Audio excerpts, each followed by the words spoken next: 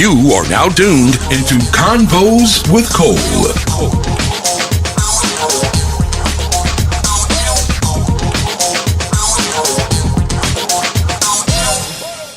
Hello, everybody, and welcome to Convos with Cole. This is your host, Wendell Cole, and I first off, want to go ahead and thank you guys for listening. And I kind of just wanted to go ahead and give you guys kind of an overview of what this podcast is, who I am, what it's about, and kind of what I want you to get out of it before you listen to this first episode.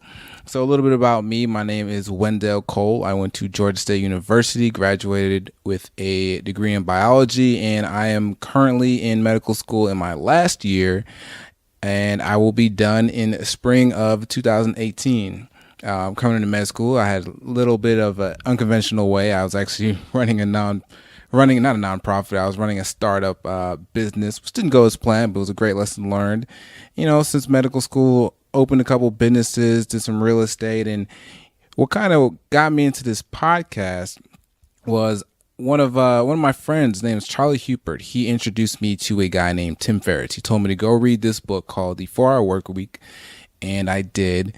And then I became a fan, and I kept on following this guy, and I found out he had a podcast, and it kind of really inspired me to do a lot of things that I've been wanting to do or kind of been waiting to do. And so I definitely got to say thank you out to Tim Ferriss and Charlie Hupert. Another one is going to be Pat Flynn. He helped me actually make this into a tangible thing called an online mentor. And thirdly, I want to actually thank this first guest is going to be on this episode, Christian Bramwell, actually one of my good friends here in Atlanta, Georgia. He also convinced me to go ahead and start off with this podcast, so thank you all. And basically what this podcast is going to be interviews from people from all walks of life. I have the mentality that you can learn anything from anybody. A conversation can lead to, it can be life-changing, depending on the right conversation. And here what we want to do is I kind of want to talk to these successful people and figure out how did they get to the point where they got to, and kind of like some of the tips, like what did they do, how they get there, or do you have daily routines, what are your guys' story, what mindset did you have behind it?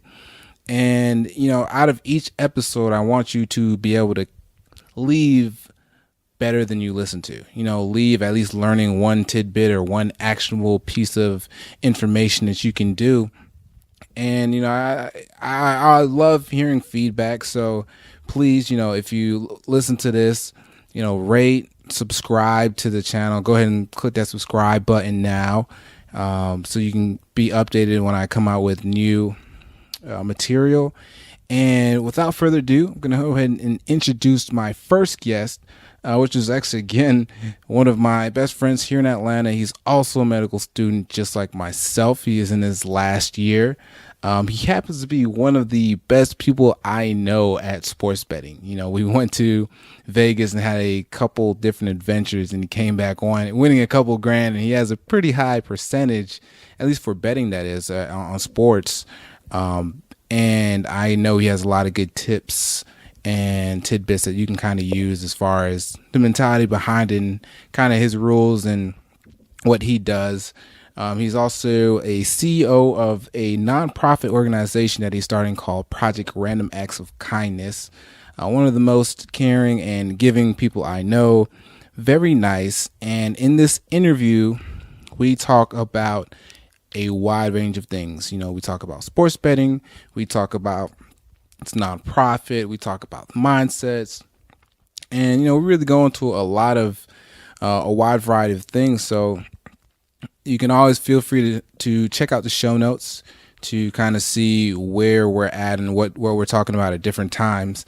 And without further ado, enjoy my conversation with Christian Bramwell.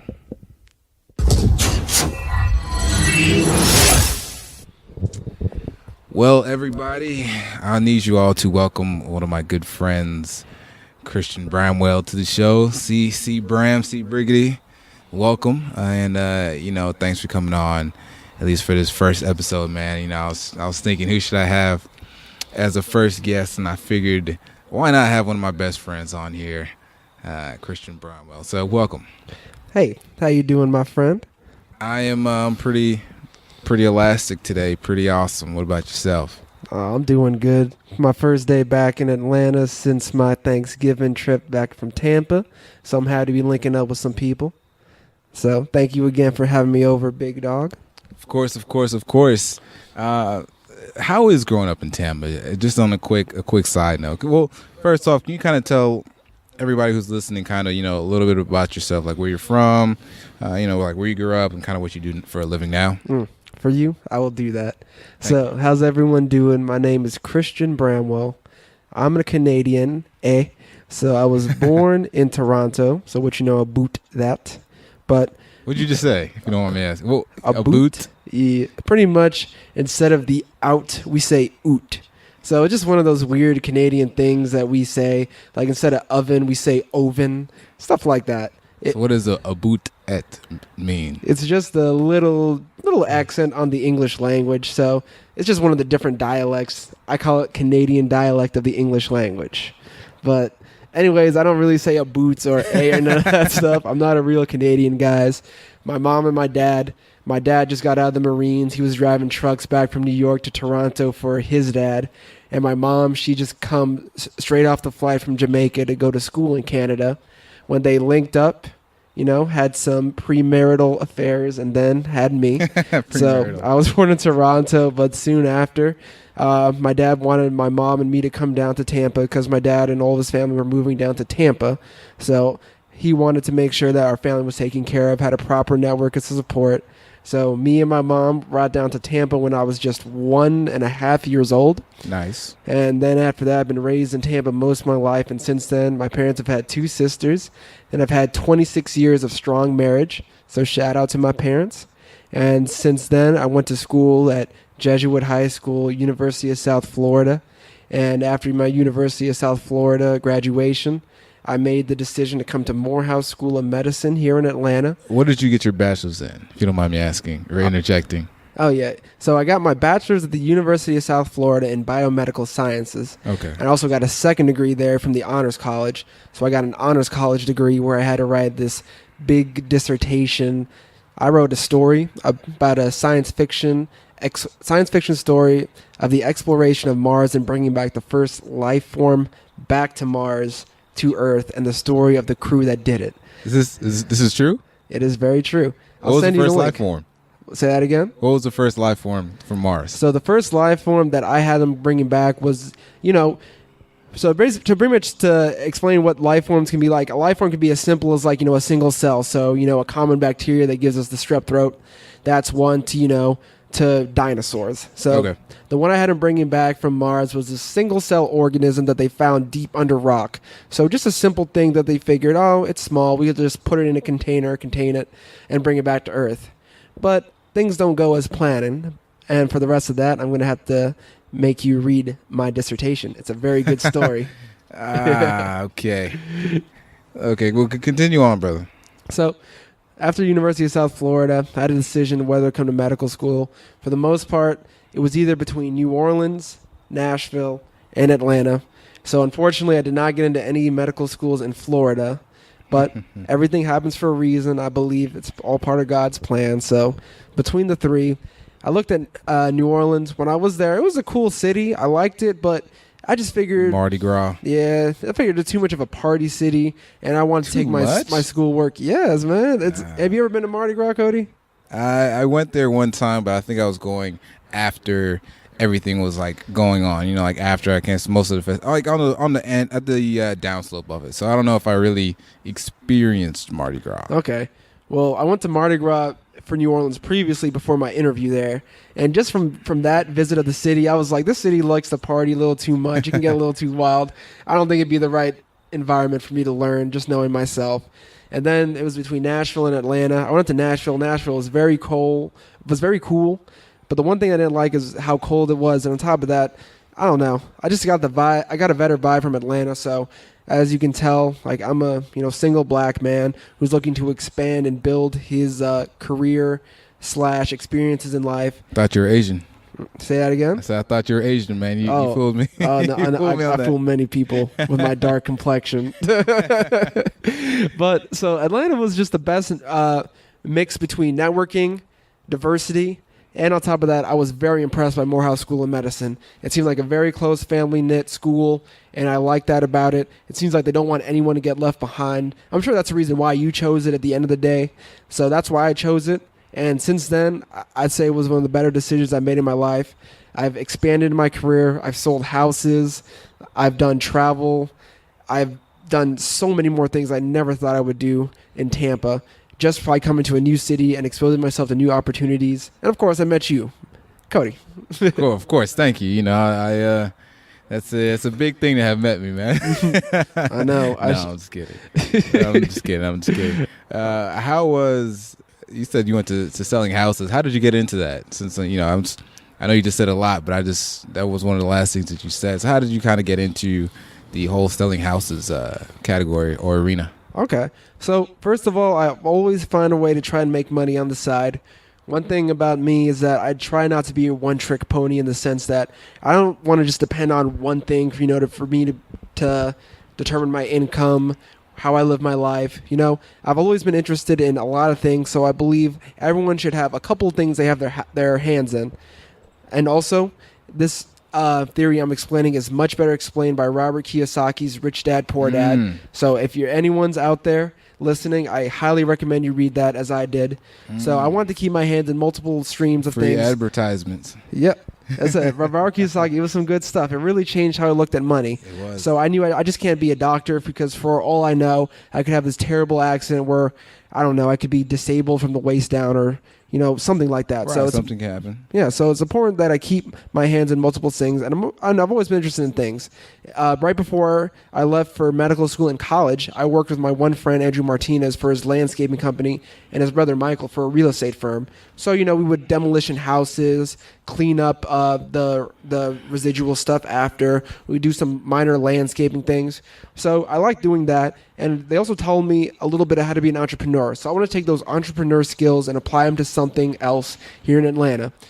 And you, Cody, you were the one who first introduced me to wholesale real estate. I remember it was like this little book, or like a little ebook you gave me, something like that. Yeah, and were we at Barnes? Did we go to Barnes and Nobles? We went to Barnes and Nobles. Yeah, I think that's what it was. A lot of times. There's a lot of jewels in there. But the book you gave me was like, all right, this makes sense. All right, it's only as invested as we want to be. We control the advertising. We control what houses we look at.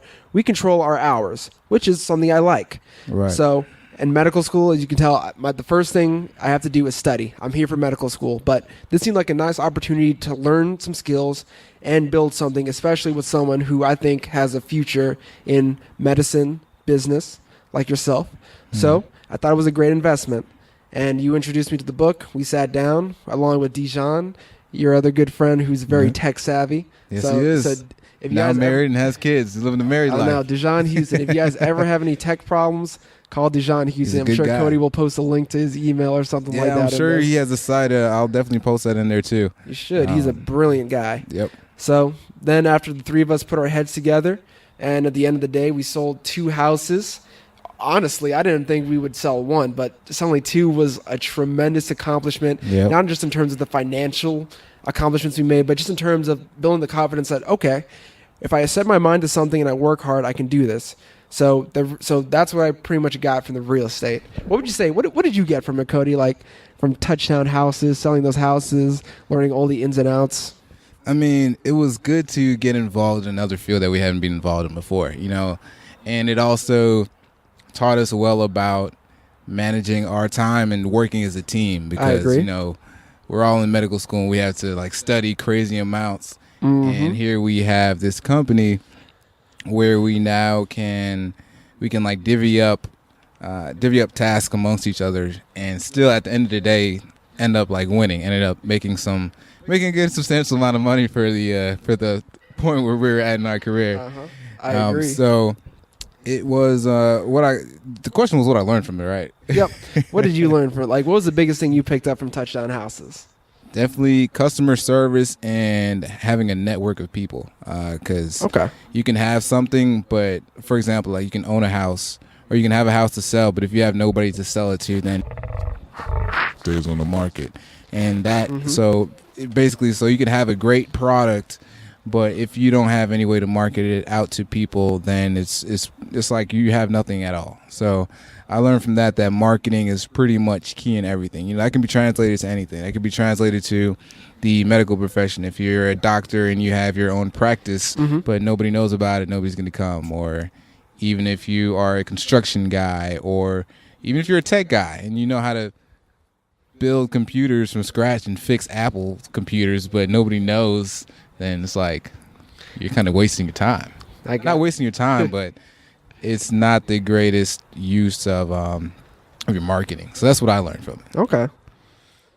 But for you, how did you manage to let's kind of dive quickly into balancing studying and opening a business, or at least start running a business? Like, how do you manage to balance all these couple different things with what you got going on? Okay, that's a good question. So, let me think about that for a second. So, the first thing I had to do was, first of all, make sure that I had studied my material, because I was here in Atlanta for medical school. I was paying for my apartment with student loans. I was paying for my food with student loans. I know what I'm here for. So, that was the first thing I had to get done. So, of course, the first thing I do in the morning, I wake up, I look at my classes. I'm saying, like, all right, what do I have?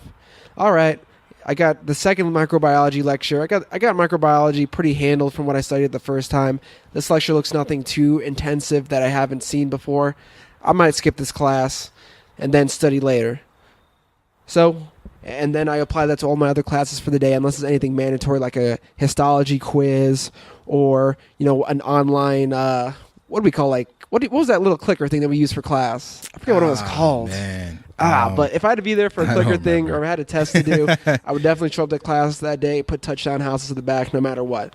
But if it was one of my lighter days or the weekend, I would spend more of my time with touchdown houses. I would look up some property values in the local zip code. I would call some people to say, hey, we have this good deal on a house. Let us know if you're interested in it.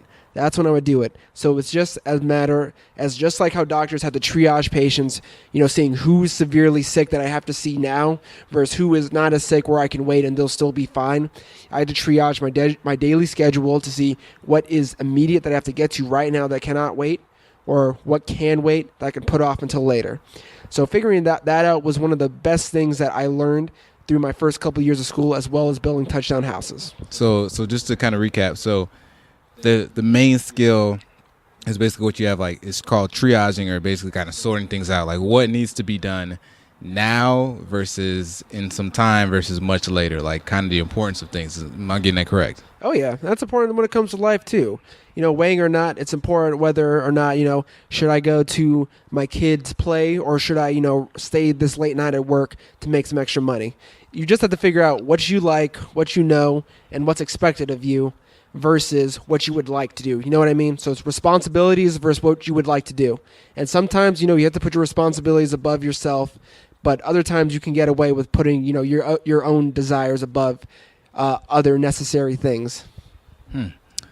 I definitely agree with that, because I've learned a lot of the same mentalities and kind of same tricks as far as how to manage time while, even if it's not med school, while doing something that is completely time consuming, you know, or if you're in like any type of a busy profession, even if it's not medicine, because a lot of the people listening to this are not even in medicine at all, and some are, but I still think that same concept or the same logic of, you know, I don't know about you, but early in the morning I kind of do the same thing as you do, or I don't know if it's the same thing, but I will look and see, hey, what needs to get done today, what kind of needs to get done today, and what can wait. Not as far as like to be like a master procrastinator, but more to be like, I'm getting the things that I need to get done on a daily basis. Just for reference, Cody is one of the smartest people I met. He started medical school before he could even buy alcohol, so I'm impressed by that. So Cody, was that one of those things you learned off me, the older guy, or was that something that you feel like you've always had? Like, what about that? No, I mean, I've always been younger than most for every position that I'm at in life, and I've always kind of had a lot going on. Like, I came into medical school doing starting up a business. So that was one of the main skills that I had to have. Like, what was important, what needs to get done. I came with the mindset that I was going to, I'm in control of my life, like even if it's a medical school, even if it's a business or whatever I have going on, I'm going to control it. I'm not going to let it control me. So one of the things was, starting off, I think my first year, I was like, hey, I'm going to dedicate 2.5 or 3 hours to studying.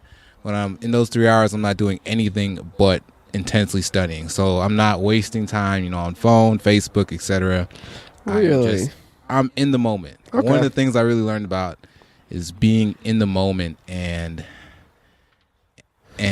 just focusing on whatever you've done. You can get so much more done in 10 minutes of just like intense focus versus an hour of dilly-dallying. I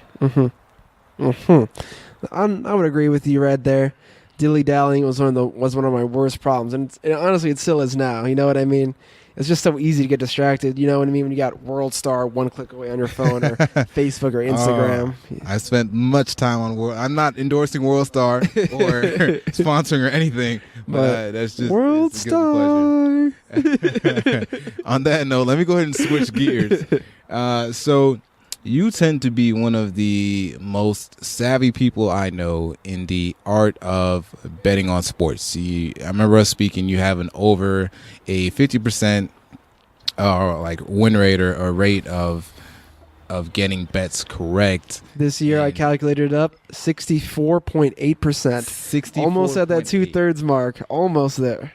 So out of every 10 bets, you win 6.4. For everybody that's listening, that's pretty much what we're saying. So every 10 bets he puts down, he wins over half of them, which is a pretty dang good number. Right. So what do you think makes you so good at betting on sports? Okay. So sports betting, first of all, I have a long history with sports. I did karate when I was younger and soccer. Then I played roller hockey. So from Tampa, it's really hard to find an ice rink in Tampa. So I had to do roller hockey. And then after that, I played football in high school. And it had a huge influence on my life. So I said, because of sports, I became in shape. I became more sociable. I learned how to be a team player. So I always love watching sports for the competition. And I just love how it's like real. You know what I mean? There's nothing fake on sports. It's all pure human emotion, and I love that. So that's why I like it. And I feel like I've been watching sports so much, I know exactly how things go and how they should go. Albeit, I'll give you this, Cody. Betting on sports is just like anything else. You're betting on events that you feel like you have some skill at guessing, but overall, at the end of the day, it's out of your control because I'm not coaching these guys. I'm not directly affecting them. So there is that sense. But some things happen in sports that you can follow for years and years and years that stay true. So let me ask you this, Cody. What do you so if you were going to bet on a sports team, let me ask you this. Who do you think is one of the better teams to bet on in terms of, let's say, NFL? Who would you bet on? What is one of the better teams that you think is the best team to bet on? Man, of course I would say the Patriots, and of course I would say the Falcons because I'm in Atlanta. But if I were going to bet on sports, I would probably bet on the single-person sports. The last person I would have bet. I don't know if you watch the UFC. I watch a little bit of it, but you're more the expert than me. There was a recent fight it was a comeback fight between George St. Pierre and Michael Bisping. Okay. Are you familiar with? Oh, yeah, I know both those guys. Yeah. So tell me, what did you think about the fight? Who do you think would win and why? I mean, I've been a GSP fan for a very long time, so I obviously would have went with GSP.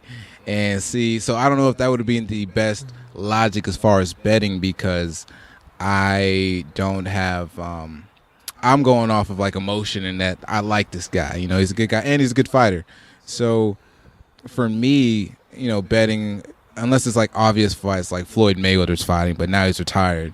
But before that, I don't really bet on sports because I don't know too much about it. So do you think you being you kind of being passionate about it, or you having this long history has helped you in betting for sports, or kind of knowing what direction that the teams are going to take, or kind of where you kind of want to put your money down? Oh yeah, being passionate about something definitely gives you the better outlook at things. So for instance, if someone was to say, hey Christian, I need you to write this sports article, well, I could write that for days as long as it's about NFL, NBA, NHL, MLB, or college sports. So, as I said, it's something I'm good at because I'm passionate about it. So, anything that you are passionate about, find a way, where you can, really make a difference in that. So another thing I'm passionate about helping back the community. So I started my own nonprofit. I'm passionate about taking care of people. That's why I want to be a doctor. So find a way to take your passions and turn it into something, more lucrative. So I would say that's about that. So what do you look for in a good sports team, or in any good team that you're going to place a bet on, or that you're even thinking of, hey, I might put some money on this. What do you look, or because this is just like betting. It's almost similar to like investing, because you don't know what's going to happen. You're not in control of anything, but you're kind of going off gut feeling or off of experience. Or some people have a set of rules. But what are your what do you consider a good team? Like, what do you look for? Okay. Well, first of all, to answer back your question, the best team against the spread this year, if you were going to bet on one team, bet on the Philadelphia Eagles. They are killing it this year. MVP quarterback, all league defense. The team looks like they are whooping butt. They are, and not only are they whooping butt, Vegas is loving them because they cover the spreads. Pretty much, if you're a good team, not only do you win your football games, you also cover the spread against the teams that you're projected to beat. So your Falcons, unfortunately, are in the bottom end. This is probably the one few areas where the Falcons and the Bucs are in the same area, in the sense that both the Falcons and the Bucs are bottom 20 teams against the spreads. So against the spread, what you want to look for is value. Value, value, value.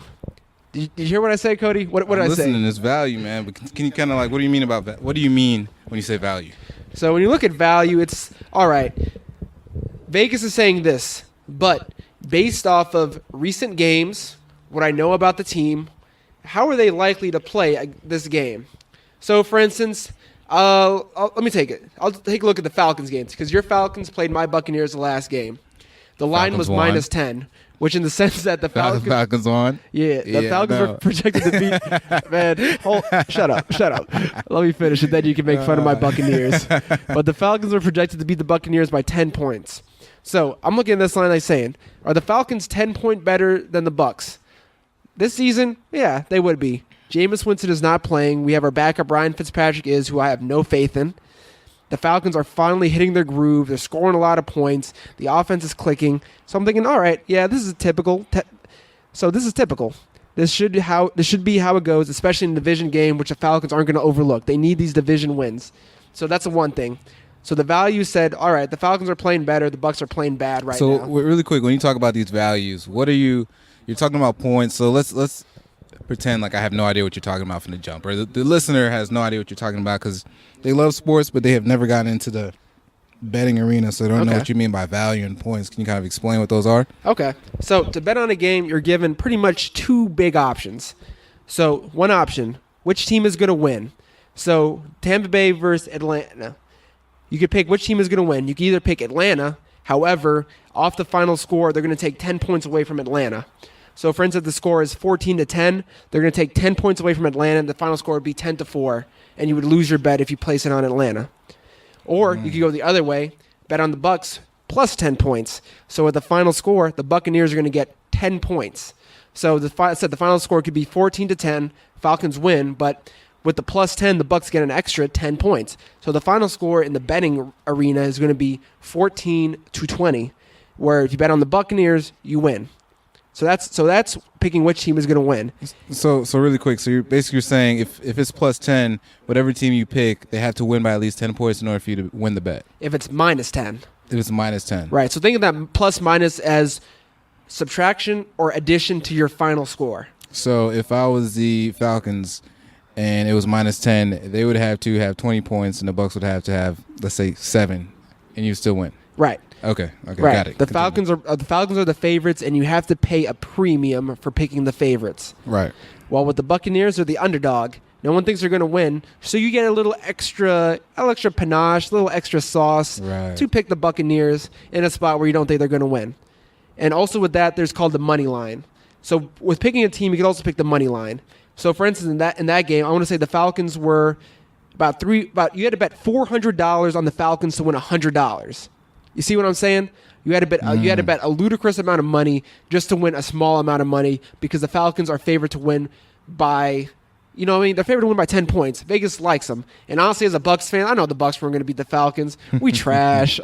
We trash. So, like, for example, in that same mentality, like if you're betting on a Floyd fight, Floyd Mayweather versus the last fight, Conor McGregor, I don't know the points, but say you're betting on a Floyd fight in general, most times he's favored to win, so you'd have to put up more money in order to get back the same amount, right? Right. You're right about that. But in boxing, since there's not really points scored, it's more or less based on knockouts. Okay. So, for instance, if you think Floyd is going to knock out Conor McGregor, you can bet on that. Or you think Conor McGregor was going to knock out Floyd Mayweather in a certain round, you could bet on that. So that's how it goes for boxing. But when it comes to these team sports, hockey, baseball, basketball, when you bet on the team to win, you also have to bet on the points.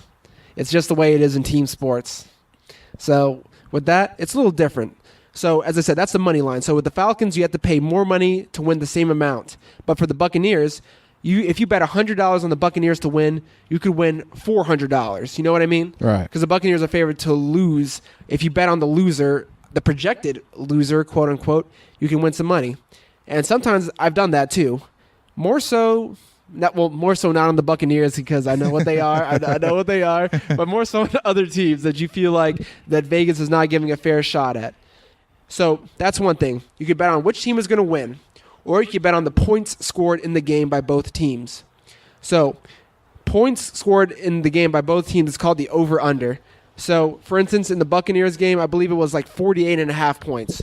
So if both teams combine to score 49 points, so the final score is 25-25 or 25-27, you'd win your money. If it's under that, you lose. Okay. And both teams need to put up these points in the game.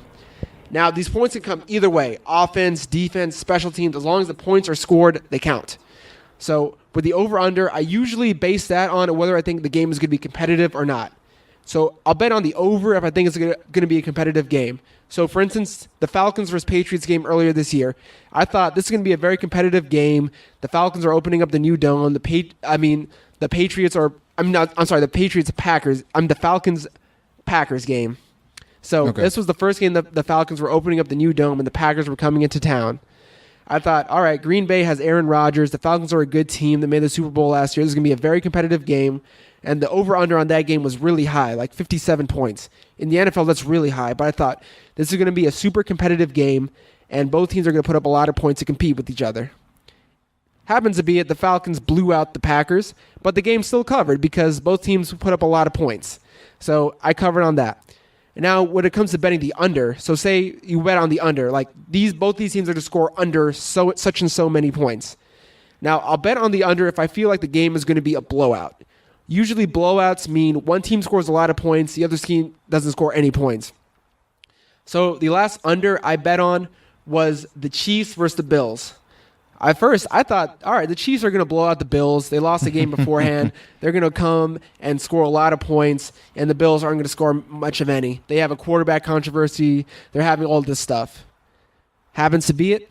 The final score of that game, 16-10. Yep. It was not a blowout. It was a very competitive game, but it was a low-scoring game at that. And the Bills actually won the game, so they were dominating the game for the most part. So the Bills were actually blowing out the Chiefs for most of that game, until the Chiefs made it close to the end, but it still didn't matter. So my general rules for the over-under points, you bet the over if you think you have two good teams that's going to score a competitive game. Bet the under if you think one team is going to dominate the other team in a blowout fashion. And that's my rules for the two lines of betting, whether you can bet a team or bet the points. So you get what I'm saying, Cody? So just to recap, first off, I guess when you're looking at a team, you kind of know their history. So you know if they're a good team, bad team, and you know about the players, you know about, their injuries or kind of how the players move or how they perform on a weekly basis, right or wrong? For the most part, right. I'm not in tune with every team, but I always do my research to see what the trends are. So, for instance, I always like to look at trends for teams. In the NFL, it's a very competitive league. Teams are not going to get blown out 2 weeks in a row, especially the good teams. So, For instance, look at the Carolina Panthers. They went on the road to play the Chicago Bears. They were favored to win that game, and they're a very good team. You know what I mean? They're competing for the division with the Saints and the Falcons. They got whooped. 17-3, just whooped, and it was like something we didn't see coming. You know what I mean? So I was like, all right, the Panthers got whooped this game. I know they're a good team. They beat the Patriots earlier. I do not believe this is who they are. So the next game, I'm thinking, all right, the Panthers got whooped last game. They're going to be ready to play out hard this game. The next game, they also played my Tampa Bay Buccaneers, so I had a little inside track about them. They whooped the Tampa Bay Buccaneers 17-3. Our offense looked awful. The Panthers were doing whatever they wanted. They easily covered and won that game. They were favored by 2 points to win the game. They won it by 14. So trends are important. Whether or not a team played a good game last week or whether they played crappy last week. If they played bad last week, chances are they're going to play good the next week. If they played out of their minds the last week, putting up a crazy amount of points, defense played well, chances are they're going to come back to earth a little bit the next week. So those are the important trends that I look for. Okay. Another one trend I also have to admit, you must live by. You always bet good teams at home. Good teams always play well at home. It's one of the cardinal principles of the NFL. They always say if you want to be a good team, you need to win all your home games and you have to win half of your road games. So if you're a good team, you're winning more times than often at home, and you're a decent team on the road. But if you do that, you're going to get yourself into the playoffs. Now, does this work for MLB and other professional sports as well? Or is you seen it for more NFL? More NFL. I would say in basketball is a little bit more crazier just because in the sense that in football, points are scored way more slowly than basketball. In basketball, you can score 6 points in this. You shoot a three-pointer, you get a steal, shoot another three-pointer. Look at the Golden State Warriors. They can easily do that. A 6-point swing in about 3 seconds. In the NFL, it's going to take a lot longer while to score points. So in basketball, one of the most important things I look at is, along with which team is good or not, has a team been playing 2 or 3 games in a row? Have they been on the road for so many games? Stuff like that. So it's all about the travel schedule in the NBA for me. Is the team well rested versus are they tired? One thing.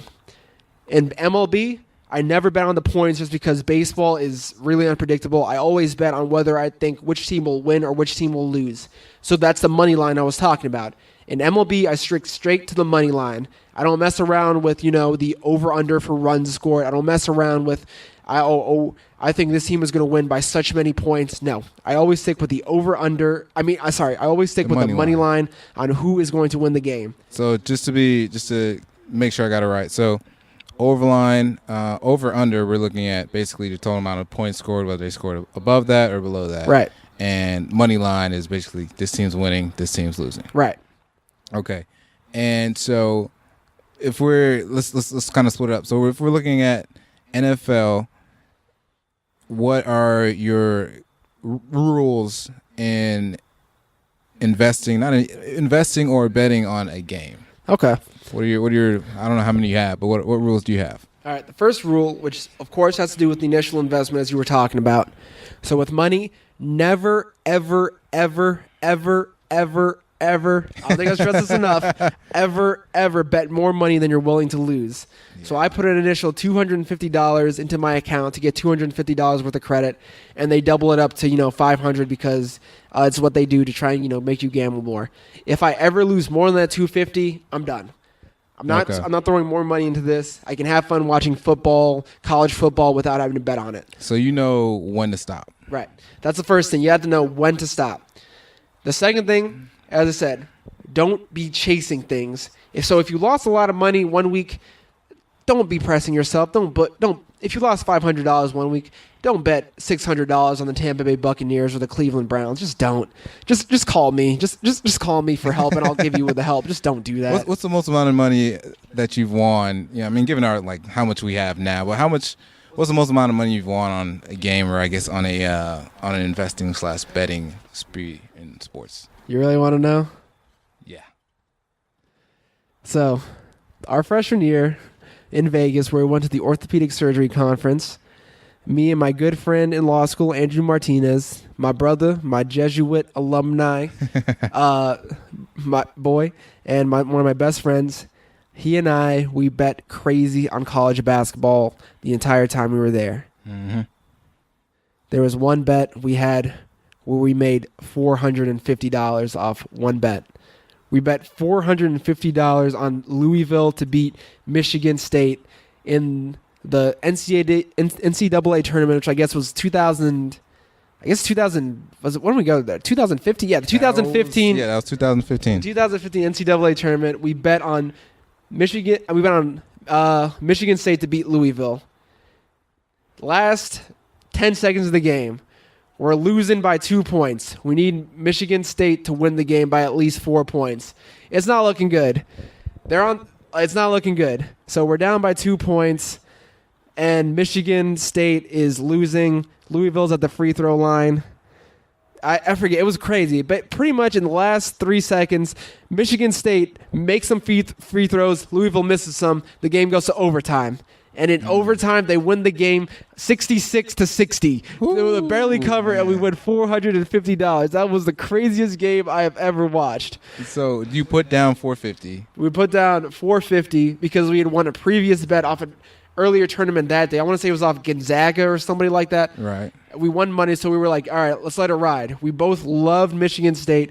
We think, as I said, they're a very good team, a well-coached team. They have a lot of talent. Louisville's the same way, but we believe Michigan State is a better team. So we bet. So we put our money where our mouth is. We bet it, and we won. So over that whole weekend, how much did you end up winning? Each of us won about $1,400. So all in all, you came out with around $3,000. Yeah. And to those listening, that might not seem like a lot, but when you're a medical student, basically you're a person that really hasn't had a job at all and you kind of have no money, these are big numbers in our head. It was tremendous. Cody, you remember that one time, like pretty much after I bought it, Cody and I, we went to the Hooters Casino. Right? Yeah, the Hooters and I was like so high. I was like, you know what? Give us the big tank of beer. I don't care if we can't finish it and we're already drunk. Just give it to us. We're having a good time. Oh my gosh, that was a lot of beer. So much beer. It was like $80 too. But, shout out to Hooters. But that's what I like about it. You know what I mean? I'm not making the money to pay off my debt or do it like that. It's for fun. I have fun watching the games themselves, but I think it's just more fun to bet to see if you're really, really as good as you say you are, or if you're just a bunch of hot air talking all that good stuff. You know what I mean? Okay. And when it does hit, it feels good. And when it does, I want to do things that I can enjoy with everybody else. So with some of that money, I took a trip with my buddy Andrew, a couple other friends to Denver. So I bought us that big beer thing in Hooters. Mm-hmm. It's all about the fun for me. But yeah, back to the. I'm sorry for that sidetracking, but back to your rules for the NFL. Right. So number 1, never bet more than you're willing to lose. Number 2, in the NFL, you always bet on good teams at home. Good teams at home are one of those things where you cannot ignore. So always, if there's a good team playing at home, and especially if they're against a mediocre opponent or someone you questionably think they're good, you bet on the home team. So, for instance, last week I bet $200 on the Eagles at home against the Bears. The Bears play dang good defense. Their offense is sort of mediocre. The Eagles are the best team in the league. They've been crushing people. They are one of the best teams against the spread. I'm like, all right, it's a lot. It's 14 points. In the NFL, 14 points is a lot. Usually the rule in the NFL, if it's over 7 points or not, you look at the underdog and say, all right, do I feel comfortable betting on this underdog? If you do, bet on the underdog. If not, you just don't bet on the game at all. So usually, if it's anything over a touchdown in the NFL, you're taught to stay away from the game because the NFL is much more competitive than, say, college. So in college, if my University of South Florida Bulls were favored by 14 points against, I don't know, the Tulane Green Wave, I would be like, oh, heck yeah. I'll go hard on the Bulls because college, the teams aren't as good as in the pros. So always bet on the good teams at home, the Eagles, the Falcons, the Panthers. If they're at home against a mediocre opponent, you bet on them. You got that, Cody. Shout out to the Falcons. Shout out to the Falcons. They're playing some good ball right now. I got that. And so those are all your rules. No. Sorry, go ahead. Yep. So my third rule. Is you always bet against the trends unless it is a good team. So as I said. Meaning what? What do you mean bet against the trends? So for instance, good teams, they're pretty much going to play the same way most weeks in and out. So if they won last week, chances are, all right, they're probably going to win again. The Patriots won last week, they're probably going to win again. The Saints won last week. They're probably going to win again. But for mediocre teams, you look at this. So last week, let me see. What's a good team I could point out to make fun of?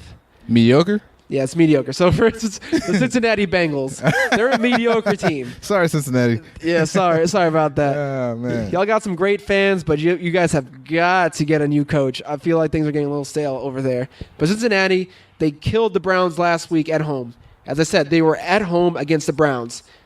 So they won. They won by a lot, and they covered. But this week, they're on the road at the Steelers on Monday night. So they're not a good team. So I can't count on this team winning 2 consecutive weeks in a row in the NFL. The NFL is just too competitive of a league for mediocre teams to be winning consistently. That's why the Buccaneers aren't, 10-0. That's why they're 4-7. They don't win consistently. They're a mediocre team.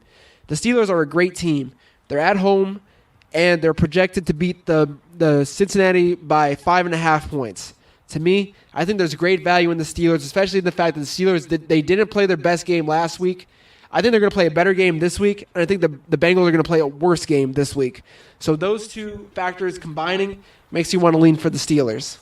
And this is based off trends off last week. So, as I said, if you're looking at a mediocre team, expect them to do the opposite of what they did last week. If it's a good team, expect them to do pretty much the same thing what they did last week. Okay. So you look at their skill level, pretty much, the team skill level. So number 1, never bet more than you're willing to lose. Number 2, always bet a good team if they're at home. Number 3, always make sure you're looking at the previous week trends for bad teams, mediocre teams. If they're not an elite team, look how they did last week. Chances are they're not going to be as bad or as good as the last week. And the last one, I'm sorry, Cleveland, always bet against the Cleveland Browns. They're 0-11. Always bet against the Browns. They're 0-11. That's a rule. They're 0-11 this year. They haven't really gotten any better from last year. It's just like, if you're betting on the Cleveland Browns, Cody, you're making terrible decisions with your wallet, and you're making terrible decisions with your blood pressure. You know what I mean? Like, I feel bad for the Cleveland fans. Man. They deserve much better than what the Browns are giving them. So, I said, always bet against those always bad teams. And the Browns, they've been bad for the last decade. Just bet against them, and chances are you're going to be right. I mean, at least they have the NBA, right? Yeah. You're talking about Cleveland in the NBA, or just the NBA in general? Yeah, no, I'm talking about Cleveland. Oh, no, Cleveland, I want to say they won like 8 games in a row at this point right now, so they're killing it right now. Cleveland, they got other stuff to look for, but they've been so behind their football team for such a while, and they've just been so disappointing. Like, it's just not feasible.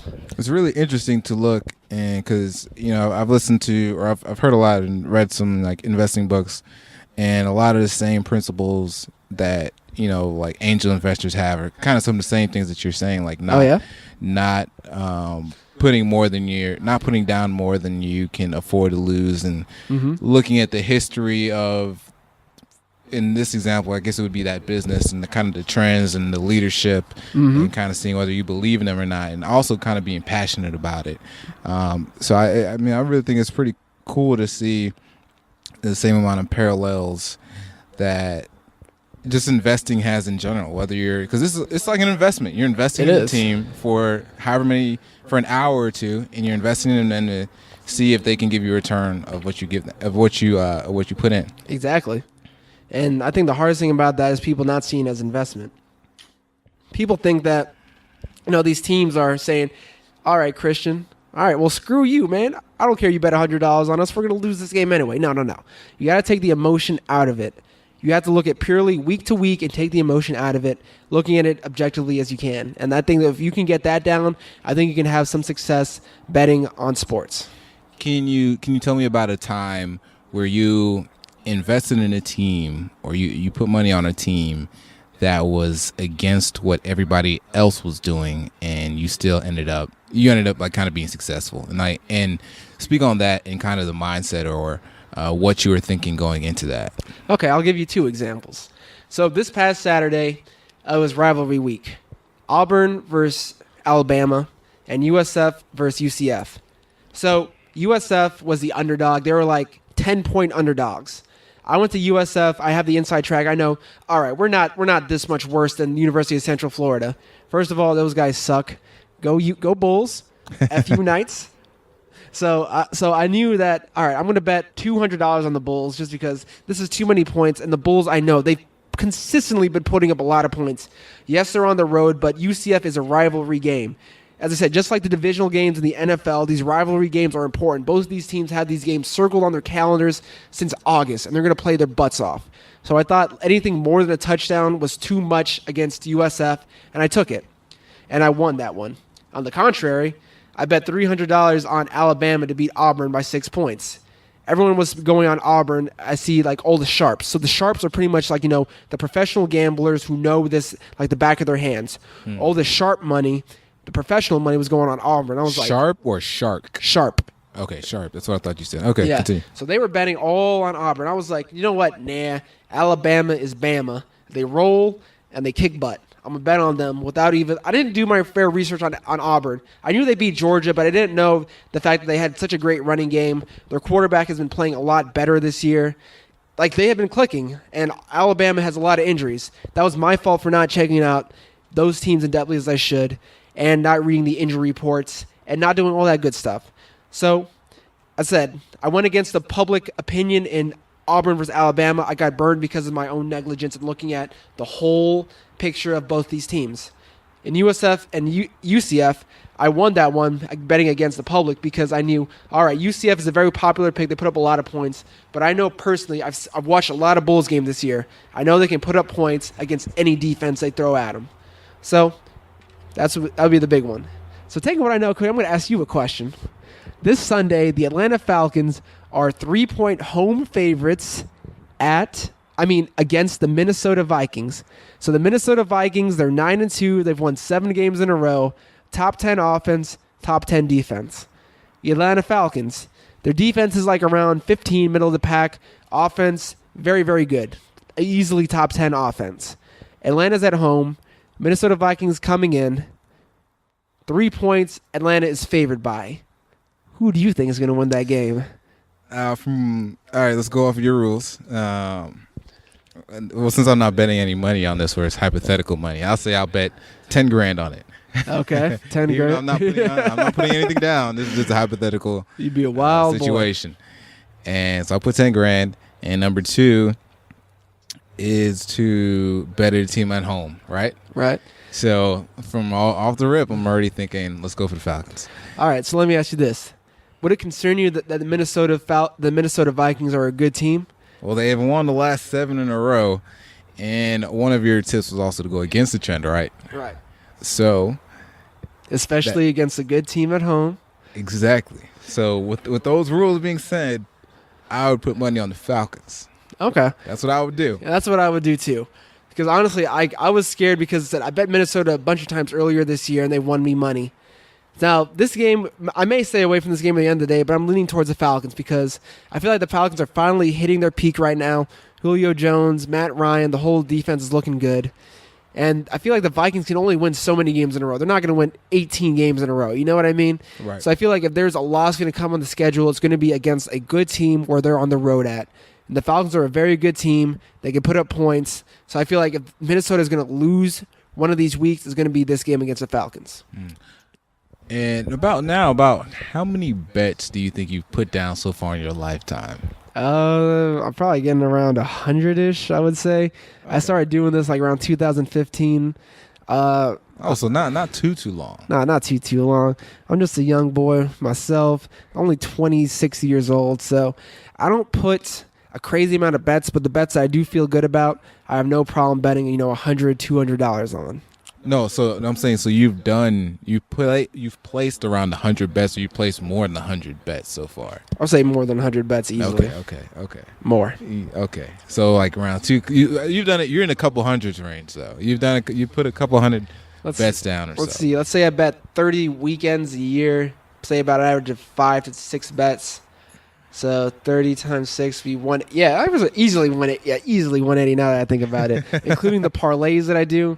And with a parlay, it's pretty much you bet 3 teams all on the same ticket. All 3 need to win, and you win a cash multiplier along with your money. You won one of those in Vegas, right? Yep, I You won a couple of those. I won a 14 parlay in Vegas, and a couple weeks ago I won a 3-team parlay in college. So those are less likely to hit, but when they do hit, you can win a lot of money, which makes up for the other amounts of money you have lost investing in other parlays. You know what I mean? Yeah. So sort of just like building $1,000 to make a website. If you get a couple jobs worth $2,500 off that website, you still have the website and you made your money back on it. You know what I mean? It was fully worth the investment. Okay. And quickly switching gears, what is one of the biggest struggles that you've had to overcome? I know this is like a total left field. Yeah. But what is that? Well, one of the biggest struggles I had to overcome was definitely getting my self-confidence. I've never been this confident guy because, you know what I mean, if you want to go to medical school, you have to have confidence in yourself in the interviews and applying. If you run a bet on sports game, you have to have confidence in your own opinion of teams. For the longest time, I didn't have any self-confidence, but I couldn't blame myself. Looking back on it, I was a black kid growing up in all-white Catholic schools. There were only 4 or 5 other people who looked like me. So just no one else to look up to, no one else that I could see like me who does the same things as me. So I thought, all right, I might be a little weird. And on top of that, I was 300 pounds. I was not that confident. Jeez, 300? Yeah, man, I was pretty up there. Oof, it was bad. Where are you at now? Right now I'm at 220, a solid 220. Ask my girlfriend. She would agree that I'm a solid 220. Dropped about 80 pounds on there. That's good. Yeah, man. So pretty much the self-confidence issues I felt like just came from the fact that I just didn't know what I wanted. I didn't know what I was good at. I had no direction in my life. You know what I mean? I was more than willing to let other people tell me what to do.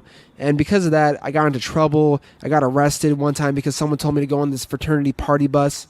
So happens to be it. There were cops on the underage fraternity party bus, and they caught those guys handing out alcoholic beverages to freshmen who were under 21. Just my luck. Just your luck. And wrong place, wrong time. Wrong place, wrong time, wrong situation, wrong everything. And that's when I was like, all right, you know what? Screw this. I got to make my own decisions. I'm not making the right decisions. I feel like I could be doing better. So the first thing I wanted to do that I felt like had the biggest impact on myself was the weight. I didn't like how I looked. You know what I mean? I felt like this person I see in the mirror is not the true Christian. So I didn't do anything crazy. I didn't go on any diet pills, no West Coast diet or anything like that. I just worked out more, ate better food, ate less food, no more chicken tender subs at Publix with chocolate milk. It was just straight chicken and rice that I made myself, control the amount of salt and other stuff I put in there. So I started losing the weight. I was like, all right, I'm starting to lose a little bit of weight. Girls trying to look at me a little bit more. All right, I guess I'm doing this thing right. That's how you know you're making it. When so start to look at you. Yeah, like, okay, so I'm doing this right. I know I can do this medical thing right. I'm just going to go in here in genetics, biology. I'm just going to do my hard work. I feel confident in my answers. Feel confident in my choices. I'm like, oh, wow, I got A in genetics. A in biology? Wow, this is cool. So I just kept taking that confidence more and more every day. So when I got to medical school, I was like, you know what? I got into medical school. I'm confident in my decision-making ability. I'm going to do touchdown houses with my friend Cody. I think I could make this work. And we did. And I'm like, you know what? My friend Andrew may be a little crazy betting $300 on some teams, but, you know, I know sports. I watched the game since I was a little kid. I know I believe I can do this. So once I believe I can do anything, then after that, it just becomes about the execution. So once you get that belief set in your own mindset, all you have to do is execute, follow the steps, and you can do anything you set your mind to accomplish. I feel like it's a lot of young people have a hard time getting in that mindset. You know what I mean? Yeah. Like, would you see, like, how do you feel like your opinion on, like, how's your self-confidence been since you were, like, you know, younger to growing now, Cody? You know, something that I've recently learned about confidence, okay, or at least like a mindset about it, is that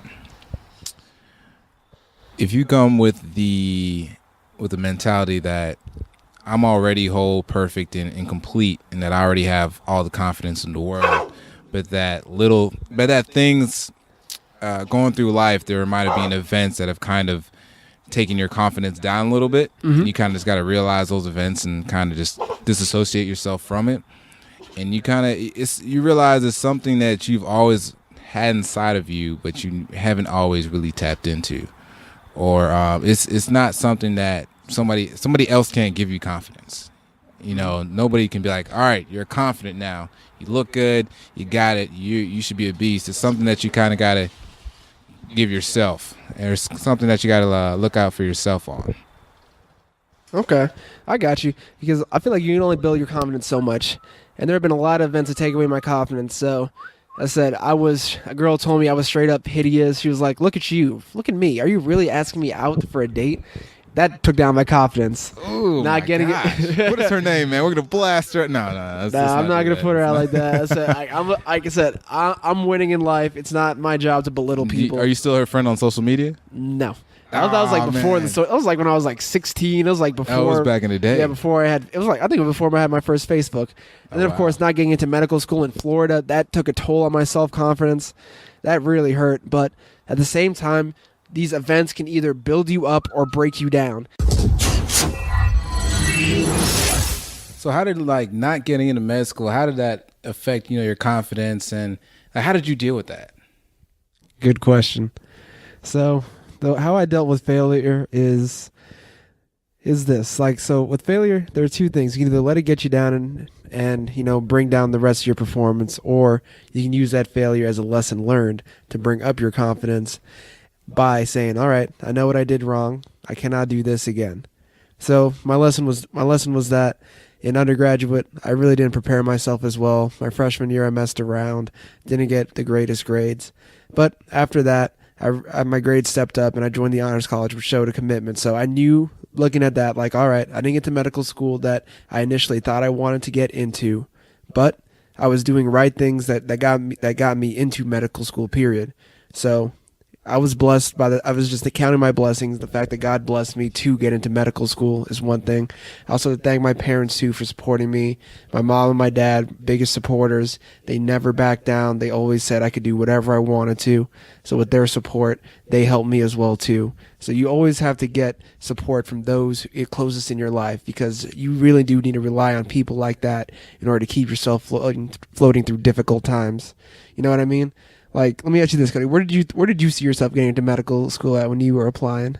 I think I just applied like in Georgia or places far away. So I was either one or the two extremes. I know you're from New York, but Yeah. did you apply at like any New York medical schools or not really? I don't even think I did, honestly. I really don't even remember. That was like 4 or 5 years ago. But I remember applying. Yeah, you got to remember. Come on. I remember applying to schools here in Georgia, and then kind of when I got into Morehouse, and they told me I had a scholarship, I was like, oh, there it is. Okay. This goes my choice right there. So I kind of stuck with Morehouse. But as far as other places, I know I applied to some places in California. Mm-hmm. I think I probably applied to some places in New York as well. But as life goes, I didn't get in. So all you got to do is just keep going and get in where you fit in, Yeah. And I wanted to touch on that real quick, because one of the things that you said was that you originally didn't get good grades and then eventually ended up like joining the honors college.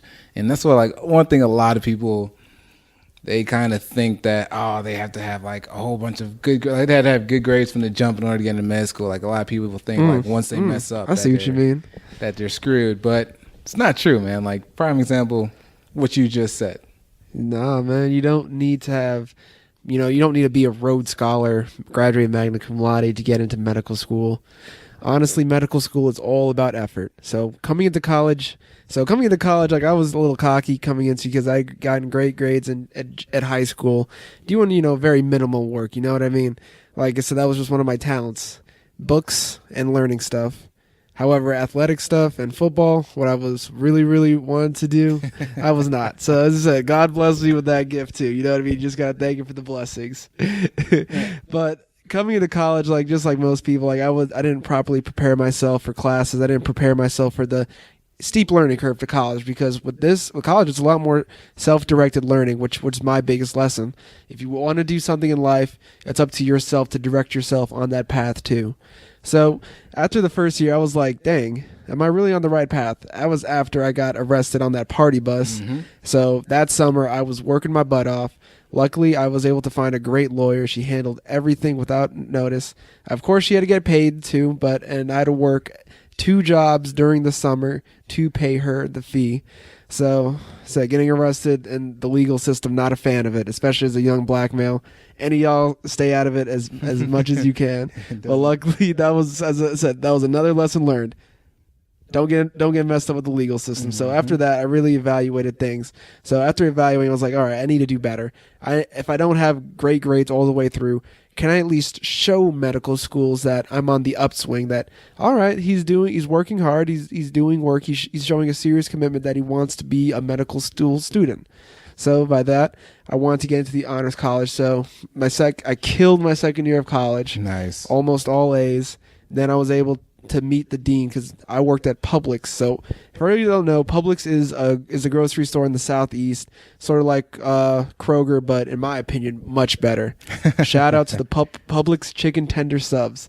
They are delicious. Go out and get it if you have not had it before. They are good. And then go follow me on Instagram at Christian Bram813 and tell me how much better your life is because of me. Challenge number 1. That's it. Actually, challenge number 2. Publix chicken tender subs. So anyways, at Publix, I was working there and I met the dean of the honors college just by taking out his groceries. Like, oh, you go to USF? Oh yeah, what do you study? I'm like, oh, biomedical sciences? Oh, that's nice. Dean Silverman changed my life, and then he was like, Christian, if you can get these grades, I can make sure you get into the honors college, no problem. And I got the grades, and you know what he did? What did he do? He said, sorry, man, I can't accept you. I'm joking. No, he didn't. No, he didn't. But he so I got my grade up to the appropriate GPA. I got to the honors college, and I sort of streamlined all the first year honors courses that I missed. So I had to work a little harder in school with the honors load as well as the biomedical science load. But I took that challenge and I just ran with it. I was like, all right, I'm doing so well so far, and that just gave me the energy to want to do better, to keep my grades up, to show the schools that I can get in. And I kept on that same grind mode for the last 3 years of college. I had my choice of medical schools to go to, albeit not in Florida, but I still had my choice. And I ended up picking Atlanta because it is a very diverse city. The faculty at Morehouse School of Medicine seem very professional and very nurturing. And I just got a great vibe over here. Mm-hmm. You know what I mean? And I said everything happens for a reason, because if it wasn't for me going through my struggles and my different kinds of challenges in college, I wouldn't be here at Morehouse, and I probably wouldn't have met you, Cody. You know what I mean? Like, we would have never started Touchdown Houses. We never become such close friends. Total bro moment right here. I know. Yeah. Okay. Let's go ahead and keep this going though. Okay, bro. I'm trying to get all deep here. You can't handle it. This man. Nah, man. Yeah, definitely, man. I mean, everything happens for a reason. So glad you came out here. Atlanta, good city, fun. People are really fun. A lot of things to do. A lot of things to get into. Speaking of that, really quick, I wanted to ask you about. Can you kind of tell me the story about how your nonprofit got started, Project Random Acts of Kindness. How did that come about? Okay. So, first of all, the reason I wanted to start a nonprofit is service has always been something embedded into me. So, Cody, you know who the Jesuits are, right? Yeah. Okay. Who are the Jesuits? Don't worry about it, man. I know who they are. That's what I thought. All right. Well, let me just refresh her. So the Jesuits, they're a part of the Catholic Church, and their biggest thing was back in the day when the church was spreading out along the time with colonialism. People were going to different parts of the world and exploring it and trying to colonize it, and colonize it, and the church had a big part in it. So these guys from Europe, they go, and the church would go behind them. And the Jesuits, they would be the educators. They'd want to convert the natives to Christianity. So they were they were a hand of the church in terms of extending it to foreign people. So the Jesuits, while some did good, some did bad, but for the most part, they were a very good force in spreading Christianity. But they were also martyrs as well too. So a lot of them also got killed. Francis of Assisi. There's another one up in Canada. He was scalped by the natives there. So they were martyrs for the cause. But one of the biggest things they preach: we are men for others to serve the greater glory of God. So that embedded in me all through high school, and I kept it up throughout University of South Florida. So as part of the Medical Student Association of Pre-Medical AMSA, I started an organization called Helping Hands with 5-6 other members, where we went around and not only did interventions with the homeless around USF, so not just give them food or clothes or anything like that. We would also use survey-based sort of studies to assess what do they really need, what is keeping them on the streets, and what's holding them from moving up the social class. So for some of them, it was literacy. They needed help learning English so they could properly apply for jobs. For others, it was veteran services. A couple of them were veterans who didn't know what other resources the VA could have for them, or the government could have for them being a retired veteran. So it's just a matter of connecting people with resources is the biggest thing I learned from forming that organization, and making sure you have a proper network to make sure that everyone, for the most part, because you can't save everyone, but for most people, that they can have something that they could use and that could empower them to move up that social ladder.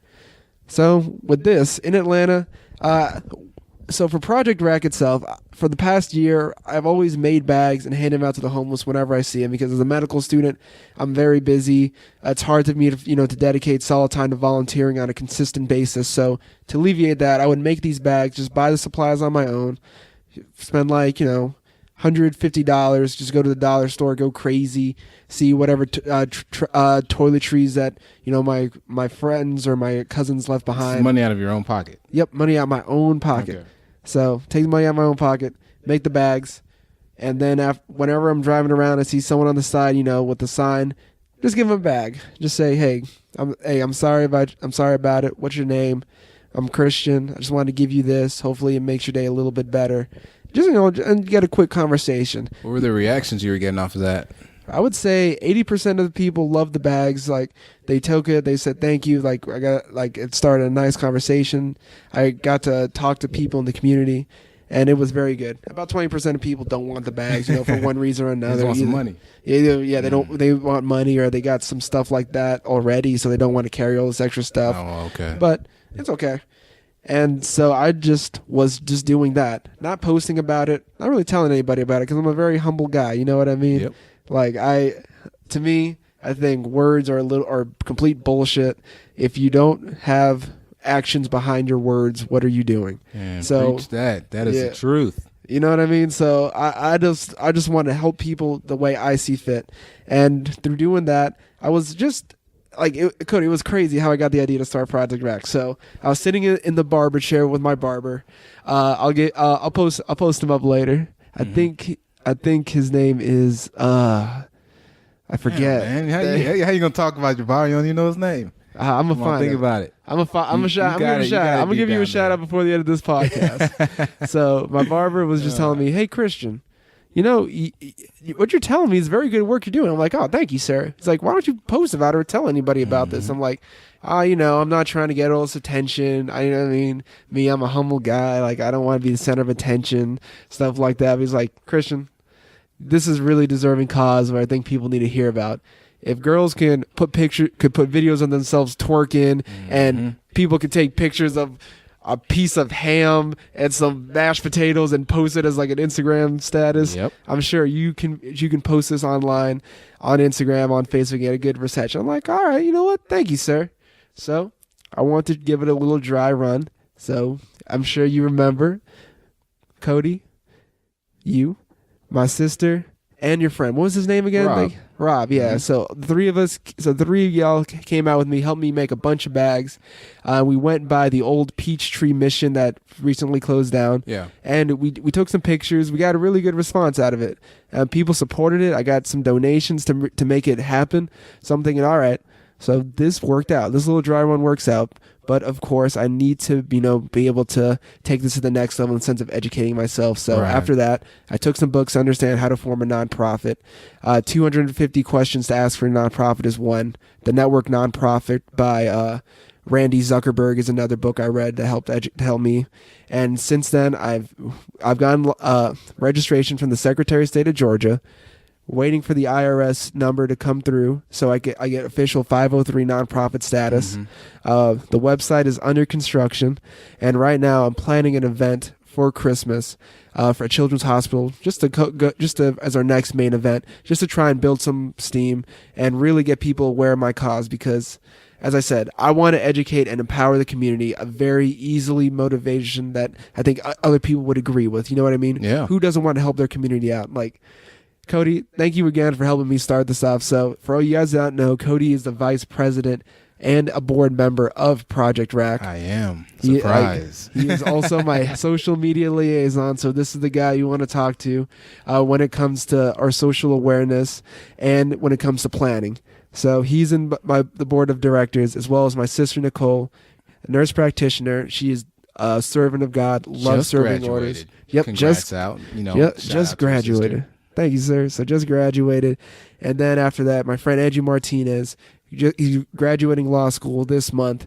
So he's going to take his law skills and take them to Project RAK to help me out and make sure that all the legal paperwork that, as I said, as a doctor is in Chinese to me, he's going to help me make sense of it and help that. So again, with my theme, like when it comes to volunteering and starting up this nonprofit, it's just about connecting resources properly so that everything you need can be handled somewhere without you having to do it all. You know what I mean? And how can kind of the people listening to this, like what you're talking about, how can they get involved in, in Project Random Acts of Kindness or Project RAK and, lend a helping hand? Like, how can they get involved or donate, or what can they do? Okay. So first of all, you can look me up on social media. On Instagram, projectrak.atl is the hashtag. So projectrak.atl is where you can find me on Instagram. And the website projectrak.org is coming up soon. And on the site, you can send me a contact form. I'd love to hear your ideas because I don't want to be, directing resources unnecessarily if people don't believe it's a cause. So I want to listen to the people. If you want to help out, I would love to hear your ideas so I can work with you. If you think that there's a cause out there that needs support or that someone that's deserving a random act of kindness, I'd love to hear what you think. And I want to make a very collaborative effort in my organization to make sure that everyone feels included. And also, you can just email me at email me at Christian B. So Christian, spelled just like the religion, lowercase b, at projectrak.org. I can respond to you fastest if you just email me there, and I'd just love to hear your opinion. So Cody, that you too, man. I want you to email me, and I want you to tell me what you think. And for everybody listening, I'm going to have all these in the show notes, as well as those books that he mentioned and the links to donate and get involved. So if you're listening to this and you do want to get involved, you can look at the show notes. We'll have links to everything that was just spoken about. And I want to commend you, man. You're doing something really great. I think this is the start of something that can be really, really impactful. To the masses if we can do this right. So, I just want to commend you, man. You're the one that inspired me and inspired a lot of other people to want to kind of do this. So, you're the man, bro. Thank you, sir. But you the man. You the man. You the man. I forget that song, but it is a good song. So, when you think of the word successful, who comes to mind and why? Okay. When I think of the words, so first of all, my definition of success is having the financial as well as the time freedoms to be able to do whatever you want, whether it's, invest in a real estate property in Nebraska or, just spend time with the kids for a week because, it's just something you want to do. So that's my idea of freedom. And when I think of what is my ideal of success, I would say it would have to be, well, without saying my parents, because my parents showed me the ideal way on how to be a smart, intelligent, professional black man in America. So first of all, my parents, they are successful. As I said, my dad came straight out of the military, started his own company called JR Electronics. He's been running it for over 20 years. My mom, straight off of Jamaica, came here. She worked from a nurse's aide to an RN to now her nurse practitioner, where she's about to work for a neurologist. So those two are prime examples of the American dream. As far as more well-known famous figures that I consider successful, I would have to go with President Barack Obama. I said he worked his way up from the bottom. He wasn't gifted anything, wasn't given a big trust fund or inheritance. Worked his way through school, grind his way through the political system, eventually found himself in the governing Illinois, and then after that stepped up as president. He put in his work, and now he's retired. He can get paid hundreds of thousands of dollars just to speak. He doesn't have to be anywhere. He doesn't have to mess with the hustle and bustle. He put in his work, got his results, and now he can just spend time with the family and just, pick and choose what he wants to do. So I would say President Obama has shown me how it's done. All right, a couple more questions, rapid fire questions. Do you have a quote that you live your life by? Oh, yeah. So the quote I live my life by is treat everybody as you would like yourself to be treated. So that goes back to the whole Jesuits and the whole idea why I started a nonprofit.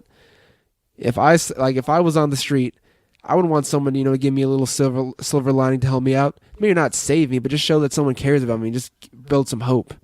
So, and that goes with anyone in your life, whether it's the janitor at your job to, the friend of your wife or something like that.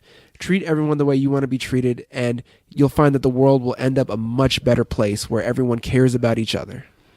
Do you have any morning rituals? Like, what do the first 60 minutes of your day look like? So the first 60 minutes of my day. So after I shut off alarm number 12 to finally wake me up. Yeah, Cody, how many alarms you need to get Very up? important. How many alarms do you think you use to get up? I used to hit the snooze button a lot, but I've been kind of training myself to get up as soon as it goes off, just get up. But I used to have a snooze fest 2000, man, just snoozing a lot of the time. But now I don't really snooze too much times now. Okay, but so here's what my usual day would look like. So after I hit the snooze button for the 35th time, I always just wake up, go to the bathroom, brush my teeth, sort of just wake myself up. So when I go back to bed, I don't fall back asleep. So once that's done, then I get my phone up. I always make sure to tell my mom, "Hey mom, good morning. Hey dad, how you doing?" So, just let my parents know, hey, I'm thinking about you guys. Hope you guys have a good day. They like to hear it. They like to hear that stuff. You know what I mean? Mm-hmm. So do that for them. And after that, I usually go on NPR just to look up any new news stories happening in the day, just to keep myself updated with You that. said NPR? NPR. Can you? What is that for the people that National might not know? Public Radio. Oh, okay. So pretty much it's just the most non-biased. They're not. You know how CNN and NBC they lean Democrat. Yeah, they lean towards Fox. They really don't lean. So they, for the most part, as best as I feel as anyone can do, they keep themselves unbiased. Okay. So I read up on the news, what's going on there. Then after that, I look up to make sure that I answered all my calls or all my texts from last time, make sure I didn't keep anybody hanging. When that's as good, I always have sticky notes that I keep with each day's and my tasks to do. So the sticky notes I keep in the front part of my notebook. I'll look in, for instance, the Wednesday day. I'll be like, Wednesday, all right. Got to hang out with my girl Sarah later tonight. Cool. All right, let's see here. All right, I got to follow up on Choa again. All right, that's the big things I need to do. Okay. So I try and do those things immediately and then write a little bit under the note of what I did. So get updated on those tasks. Then after that, make me some coffee, eat me a little bit of food, and usually either start on my day. If I have to go somewhere, like go to school or something like that, I'll go to school. But if I don't have to be anywhere, I'll probably read a little bit of a book that I was reading. So the last one I finished up, The Network Nonprofited. Now I'm starting this new one called SEO 2017 to learn some web skills because websites are hard to design. So really got to educate yourself. I think you said you have to read how many books to become an expert in something? I think it was 3 books. I think it was 3 books. Yeah. Because a lot of people, I think it was 90-something% of people won't read at least 3 books on a single topic. So if you do that, more than 95% of people out there. Mm-hmm. And so my last question is, do you have any nightly routines, anything that you do before you go to sleep? Before I go to sleep, not really too much. I just drink a glass of water. Drinking a glass of water, for some reason, just helps me go to sleep well because I'm the type of guy where I can get really wired up. You know what I mean? It can get sort of hard to calm down. I'm always, trying to check my email, making sure I'm doing this or that. So I always drink a big glass of water before I go to bed, about 16 ounces. Dang, all right, that's a big glass right there. I know. And then just lay down and just go to sleep. So that's my thing. Water, the secret to life. The secret to life. That should be like the title. The secret to life. Have nothing to do with anything we talked about the whole time. Just water, the secret to life. That's the podcast. Well, I just want to say, thanks for coming, being the first episode. Thanks for coming and sharing your story with the people and putting yourself out there and just kind of being an open book for the people to, learn from and I'm sure somebody's gonna be inspired by this too, man. So I want to say thank you, brother, for coming on the show. Thank you, sir. Make sure you keep this up, all right? And make sure that you put the notes in the podcast. And I'm going to find my barber, and his name was. You're gonna get that back to me, and I'll put it in the podcast. Okay. I'll put it in my bad. In the show notes. I'm sorry, man. It's like, I feel so bad. All right, but Cody, it was a pleasure, man. Good luck with the podcast going to the future. Thank you, brother. All right. Thank you guys for listening. I hope you enjoyed the first episode of Convos with Cole. For show notes, go to convoswithcole.com and you can look under episode 1 and you will see this episode as well as links to all the things that we spoke about in this episode. There you can also comment under the episode and, just give your feedback, what you like, what we can improve on. And do not forget to subscribe to the podcast. Leave a rating, leave a review. Let me know your feedback and what you like. And also, the other 2 episodes are going to be released on the same date as this. So go ahead and check out the other 2 episodes. Thank you all. Be blessed. Be great. It's a cold world out there. Get it? Cole, C-O-L-E. Cold world. Enjoy.